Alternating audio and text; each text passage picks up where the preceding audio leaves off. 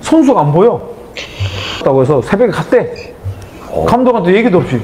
우리는 제가 딱 가서 거짓말하면 가장 1순위 거짓말하면 무조건 아웃. 팀 아웃.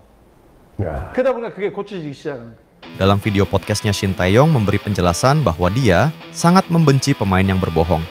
Contoh salah satu kasusnya, ketika ada pemain yang berbohong mengenai kakeknya yang meninggal, si pemain itu pergi tanpa izin dan permisi pada Coach Shin.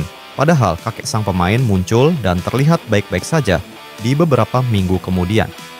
Akibat kasus berbohong ini, total 10 pemain dikeluarkan dari timnas oleh Coach Shin. Tidak peduli betapa bagusnya pemain tersebut.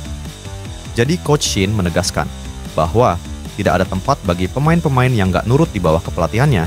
Tidak peduli apakah pemain tersebut sangat hebat atau tidak. Karena bagi Coach Shin, kedisiplinan yang utama. Sebenarnya indisipliner ini memang sering menghantui para pemain Indonesia.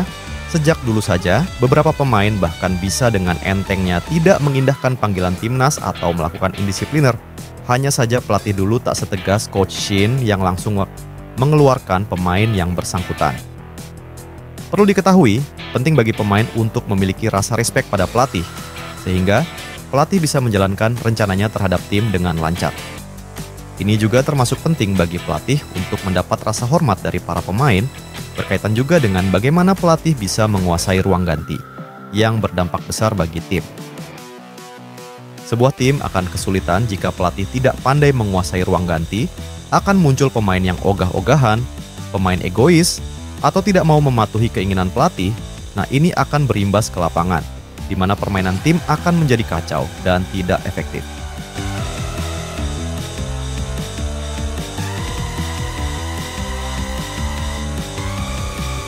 Sikap tegas Shin Tae-yong ini tentu sangat diperlukan agar pemain tidak bertindak sembarangan dan mengacaukan situasi di tim.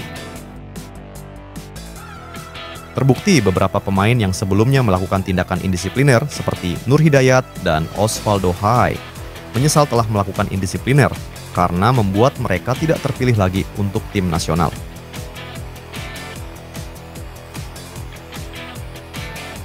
Salah satu pemain diaspora yang cukup bagus, Elkan Baggett, bahkan hingga saat ini belum kembali dipanggil akibat mengabaikan panggilan timnas sebelumnya. Coach Shin tidak membedakan antara pemain lokal dan diaspora. Selama si pemain hormat dan menghargai pelatih, ia akan dipertahankan di tim nasional. Namun sebaliknya, jika pemain tersebut melakukan indisipliner, berbohong dan ogah-ogahan, Coach Shin tidak segan untuk mencoret pemain tersebut dari tim nasional. Sebelumnya ada salah satu mantan pemain timnas yang dulu dianggap sebagai calon pemain terbaik Indonesia, Octavianus Maniani, juga pernah menyatakan penyesalannya karena kelakuan indisipliner yang akhirnya merusak karirnya. Padahal Okto saat itu adalah winger timnas yang paling berpotensi dan menonjol, namun performa pemain kelahiran Papua ini menurun drastis akibat kelakuannya yang indisipliner.